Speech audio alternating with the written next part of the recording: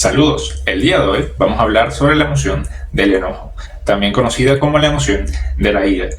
Esta emoción es mi emoción favorita. Sé que en videos anteriores había mencionado como la emoción de la tristeza y la emoción del miedo, parte de mis emociones favoritas, pero sin duda esta es la que para mí está en primer lugar. Ya van a saber, basándonos por supuesto en las funciones saludables que tiene esta emoción para todos nosotros. Por lo general, nosotros llegamos a tener una idea bastante negativa de la emoción del enojo y tenemos que ser un poco más justos cuando estamos simplemente mencionando la forma en que se maneja esta emoción.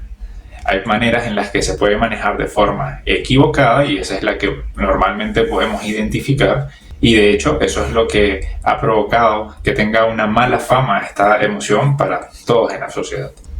Sin embargo, también tiene varias funciones saludables que no nos puede aportar alguna otra emoción.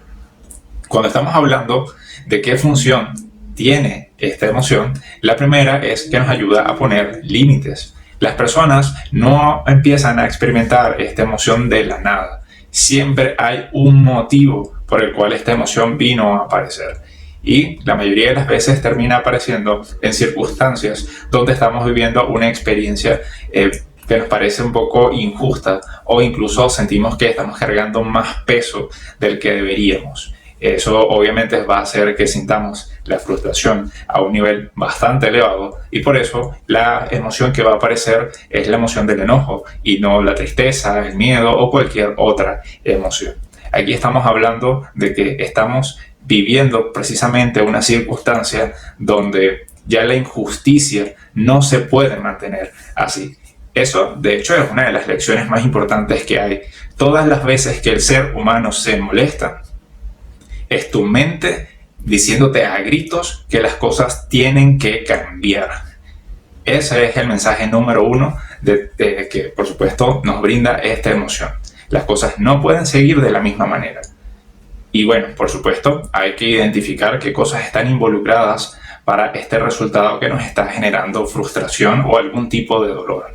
En eso, pues podemos decir que cuando nuestra mente dice esto no puede continuar así, puede estar relacionado a que tenemos que tomar decisiones diferentes, que tenemos quizás que alejarnos de ciertas decisiones, objetos, personas, también entornos. Hay simplemente que evaluar qué cosas de verdad están perjudicando nuestra vida y cuáles, al simplemente ponerles un límite, nos puede garantizar que nuestra vida sea un poco más tranquila y sobre todo justa. Eso es lo que prácticamente nos llega como mensaje principal cuando aparece la emoción del enojo. Esto quiere decir que la emoción del enojo tiene la función principal de ayudarnos a identificar circunstancias que sean injustas y donde nazca la necesidad de poner límites. Por eso es que mencioné que no nos molestamos de la nada. Siempre hay un motivo, siempre hay algo que se tiene que mejorar o simplemente hay un límite que se tiene que poner, ya sea hacia otras personas, si nuestro enojo fue provocado por algo exterior, o a lo mejor hay que ponernos límites a nosotros mismos si el enojo es con nosotros mismos. A lo mejor estamos exigiéndonos más de lo que deberíamos y no estamos respetando los progresos valiosos que sí estamos logrando al corto plazo. A lo mejor los errores que estamos cometiendo son totalmente parte de un proceso de crecimiento personal y todavía nosotros no hemos hecho las paces para aceptar que las cosas tienen que salir mal. De hecho, es una necesidad. Para seguir continuando con las funciones saludables de esta emoción, resulta que una de las cosas que me hace que me guste tanto esta emoción es que no necesitamos molestarnos todo el tiempo para contar con las funciones saludables que ésta posee. De hecho, cuando tú aprendes más o menos por qué aparece o por qué existe esta emoción en todos nosotros, te das cuenta de que la verdadera necesidad allí es aprender a poner límites. Eso significa que si tú aprendes a decir que no, si tú aprendes a expresarte de manera adecuada, si tú aprendes a negociar con otras personas o incluso a empezar a construir un nuevo entorno más compatible para ti, esto sin duda alguna va a evitar que tengas que molestarte tan seguido a lo largo de la vida. Las personas que no logran hacer esto, entonces terminan construyendo toda una rutina y prácticamente todo un entorno donde vives muchas injusticias y por eso es que tu mente va a estar alerta. Y la manera en que va a estar alerta es interpretando de manera negativa todo lo que ocurre a tu alrededor. Por eso es que las personas que tienen problemas de ira prácticamente se toman muy personal las cosas que puedan estar ocurriendo. De hecho, aunque las cosas no tengan nada que ver con ellos, están prácticamente sacando ese tipo de conclusión. Si una persona a lo mejor no nos saludó, alguien que pueda tomárselo muy personal termina creando toda una película en su cabeza de por qué esa persona tuvo la mala intención de no saludarte, que quería que te molestaras o de alguna manera quiere jugar contigo, quiere provocarte de alguna forma. Y a lo mejor la persona que no te saludó tenía un terrible dolor de cabeza y no solo no te saludó a ti, sino que no saludó a los demás. A lo mejor esa persona que no te saludó fue al dentista recientemente, les trajeron un diente o padece mucho dolor y por eso es que no puede hablar. O a lo mejor tiene problemas con sus amígdalas, con su laringe y por supuesto no puede hablar. Entonces mira cómo hay una gran cantidad de explicaciones que no tienen nada que ver con la otra persona que tiene problemas de ira, pero son muchos detalles que simplemente no le damos un espacio cuando no simplemente planteamos que no lo sabemos todo. Hay que dejar siempre un espacio para la duda, en especial cuando se trata de qué tanta relevancia está teniendo las personas a nuestro alrededor. Otro de los motivos por el cual me encanta la emoción de la ira es precisamente porque como psicólogo me gustaría poder ayudar a muchas personas, pero una realidad muy importante es que muchos no van a ir a terapia nunca en su vida, incluso si son personas que lo necesitan o incluso son seres queridos para mí. La ventaja de todo esto es que más allá de frustrarme y sentirme mal porque no voy a poder ayudar a todas las personas que me gustaría ayudar, o que simplemente todos los psicólogos pudiéramos darle terapia a todos en el mundo, cuando tú aceptas la realidad de que no todo el mundo va a poder aprovechar este tipo de ayuda profesional, da algo de tranquilidad el poder darte cuenta de que todos nosotros como seres humanos tenemos ese pequeño botón de emergencia cuando estamos viviendo circunstancias bastante injustas. Esto, de hecho, me da bastante tranquilidad a mí porque lo he podido notar en muchos casos. De hecho, en personas que son muy dependientes y les cuesta decir que no y poner muchos límites, son personas que cuando están viviendo una injusticia y se molestan, al fin tienen una voz, al fin dicen alto. No me hables de esa manera, no me trates de esta manera. Y ponen límites muy importantes para que simplemente ellos no estén viviendo vínculos bastante injustos o de hecho circunstancias donde haya maltrato psicológico, verbal o incluso hasta maltrato físico. Lo más curioso de esto es que la verdadera raíz de la emoción de la ira es el amor propio. Por eso es que mencioné, no importa qué tan difícil sea para las personas el hablar, el poner límites. Cuando estamos hablando del amor propio, de ponernos como prioridad, allí es cuando nosotros vamos a compartir nuestras quejas, es cuando vamos a poner los límites que sean necesarios en su momento. Para nadie es un secreto que cuando nosotros nos llegamos a molestar, nuestros pensamientos y las decisiones que podamos tomar bajo esa emoción prácticamente están ligadas a decisiones de cambio. El simplemente que una persona esté molesta en su relación de pareja y diga basta, quiero el divorcio, no quiero seguir en esta relación, o que una persona esté viviendo una situación muy injusta en su trabajo y que esta situación haya durado por mucho tiempo, prácticamente hace que la persona al molestarse en su ambiente laboral pueda simplemente poner el límite de que quiere que las cosas cambien o incluso puede llegar a decidir el renunciar a su trabajo. Una de las cosas que más me gusta recomendar a mí para que no tomemos decisiones impulsivas solo porque aparece la emoción de la ira es que prácticamente podamos identificar las veces que nos hemos molestado y cuáles son esos motivos.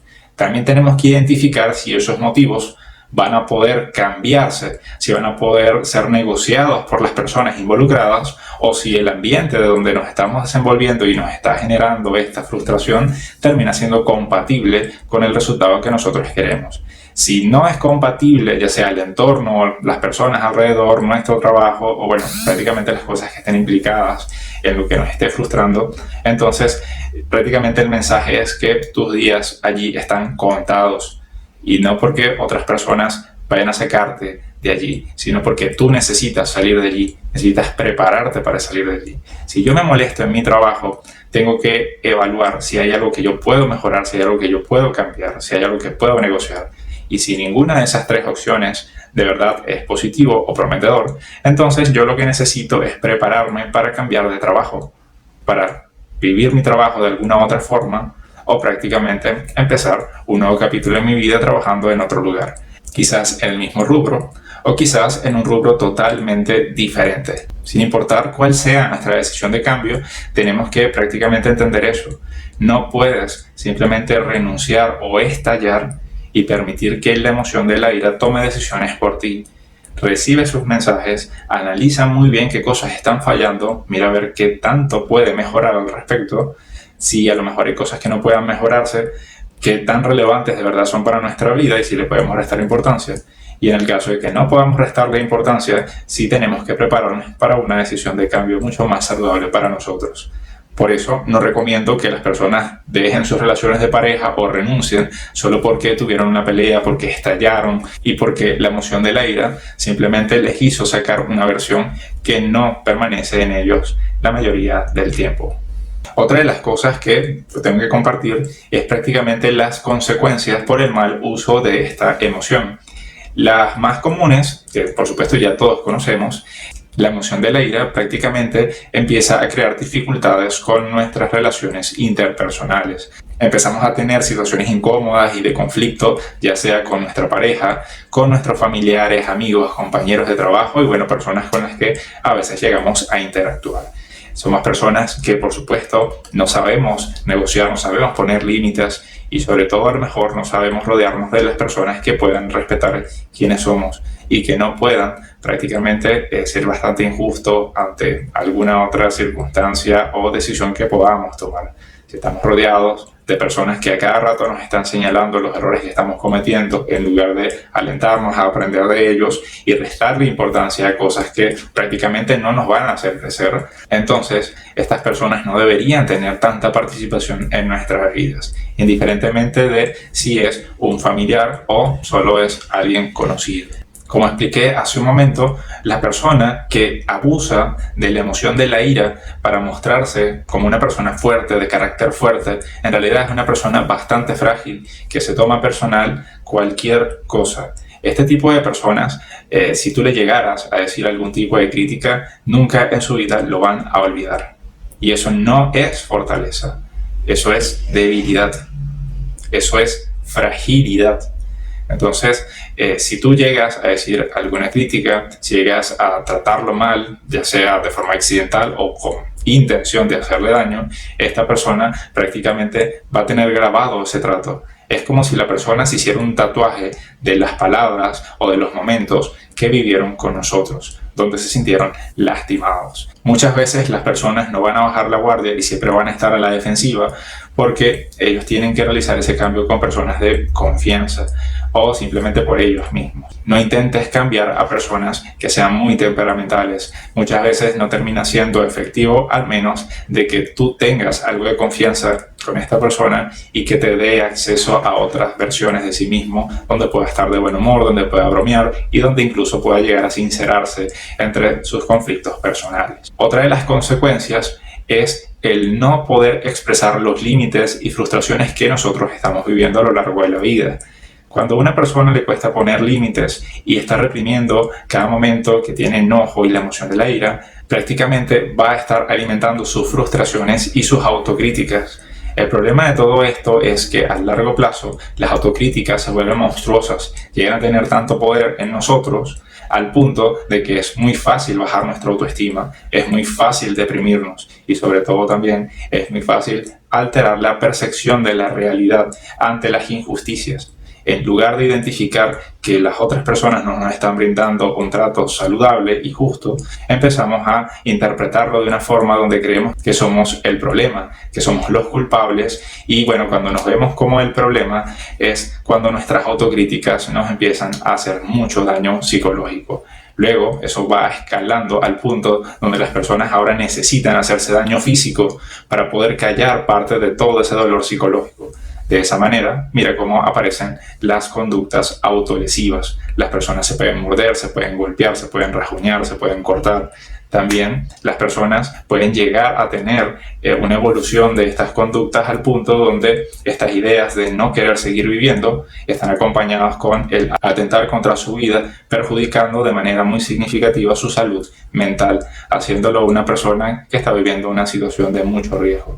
Por eso es que me gusta mucho esta emoción. Cuando tú aprendes a poner límites, primero dejas de molestarte tan seguido, aprendes a comunicarte de manera apropiada, aprendes a ponerle importancia a las cosas y personas que forman parte de tu vida, y del mismo modo también te alejas de toda esa mala relación contigo mismo donde te haces daño innecesario. Por ahora eso es todo lo que voy a compartir sobre esta emoción. Cualquier duda que tengan pueden mencionarlo en los comentarios. Los veré en un próximo video. Hasta luego.